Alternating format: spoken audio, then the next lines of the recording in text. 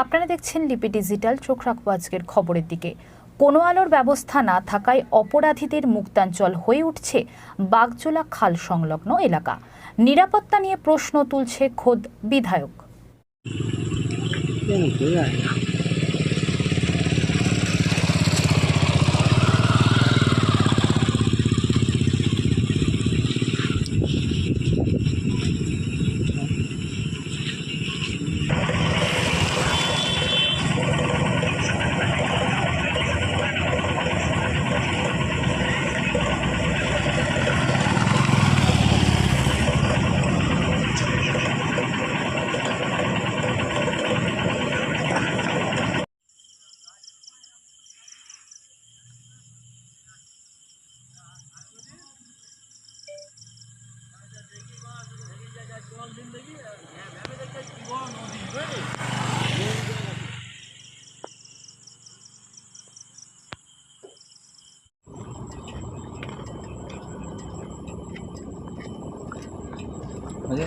তারা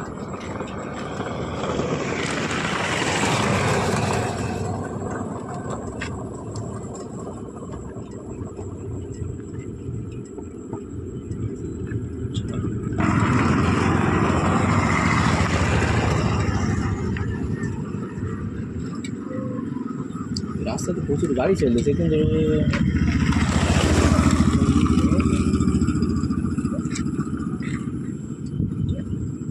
কতটা আতঙ্কের মধ্যে থাকেন? দেখুন, এই রাস্তাটা আমরা অত্যন্ত আতঙ্কে থাকি। রাত 9টা-10টার পরে এই রাস্তাটা শুনশান হয়ে যায়, মানে এতটাই অন্ধকার। আর খালের পাড়ের দুধারে এত ঝোপঝাড়, মানে আমরা রাত 10টার পরে খুব আতঙ্কে চলি। এই রাস্তায় একদম লোক আপনার সোনপুরের কোল পর্যন্ত একেবারে যে খালপাড়ে রাস্তা, সেই রাস্তা একেবারে সন্ত্রাসীদের আঁকড়া হয়ে উঠেছে। সেখানে সাংসদের মৃতদেহর বেশ কিছু টুকরো সহ বেশ কিছু জিনিসপত্র সেখানে ফেলা হয়, বা রাত্রেবেলায় সাধারণ মানুষ আসতে ভয় করে এই বাগজোলা খালপাড়। কী বলবেন? এটা সত্যিকারে আমাদের বিশেষ করে কলকাতা পুলিশের এরিয়ার মধ্যে পড়ে। আজকে এখানে যে বাগজোলা খাল, সেই খালটাকে সমাজ বিরোধীরা বেছে নিয়েছিল এবং যে নির্মমভাবে যেভাবে খুন করা হয়েছে বাংলাদেশের একজন সাংসদকে এবং তার হাড্ডিগুলো এনে এই খালে ফেলে দেওয়া হয়েছে। আমি রাজ্য পুলিশকে প্রথমে ধন্যবাদ জানাবো যে তারা আমাদের কলকাতা পুলিশকে, যারা অনেক সময় ছোট করে, বিশেষ করে বিরোধী দল যারা, আজকে সেই কলকাতা পুলিশ দেখিয়ে দিয়েছে একদিকে বম্বে থেকে কসাইকে ধরে আনা, আর অন্যদিকে হাড়ের টুকরো পর্যন্ত নোংরা ময়লা পাট্টোলা ডোকরা জলের তোলা থেকে খুঁজে বের করা।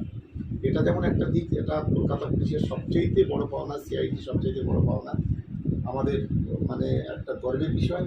আর দ্বিতীয়ত, এই রাস্তাগুলোতে আমরা ইতিমধ্যে কলকাতা পুলিশের সঙ্গে কথা বলেছি, এই জায়গাগুলো যাতে যে পুলিশি পহরা যাতে বেশি করে বাড়ানো যায় এবং বিশেষ করে সাধারণ মানুষ যাতে একদম নিরাপদে চলতে পারে, সেজন্য আমরা ইতিমধ্যে প্রশাসনের সঙ্গে কথা বলেছি। প্রশাসনটা এগ্রি করেছে যে নিশ্চিতভাবে তারা সেই ধরনের পদক্ষেপ গ্রহণ করবেন যাতে কোনো এলাকার সাধারণ নাগরিকদের কোনো সমস্যা। দাদা, এর আগে একাধিক বড় বড় ঘটনা ঘটেছে বাগজোলা খালে, একাধিকবার ডেড বডি উদ্ধার হয়েছে। এলাকাবাসী দাবি করছে যে ওই বাগজোলা খালের পাশে যে রাস্তা আছে, রাস্তায় লাইটের কোনো ব্যবস্থা নেই এবং পুলিশের নজরদারির কোনো ব্যবস্থা নেই। কী বলবেন? দেখুন, আমরা তো এর দায়িত্বটা, এই যেটা আপনি যেটা বললেন, এটা সবচেয়ে বড় দায়িত্ব ছিল 21 থেকে 24 ছিল নওশাদ সিদ্দিকীর ঘাড়ে। কিছু করতে পারিনি। আমরা নিশ্চিতভাবে চেষ্টা করব, ভালো মানে প্রয়োজনটা খুবই ভালো, এটা আমাদের মাথায় থাকবে। নেক্সট টাইম আমরা চেষ্টা করব।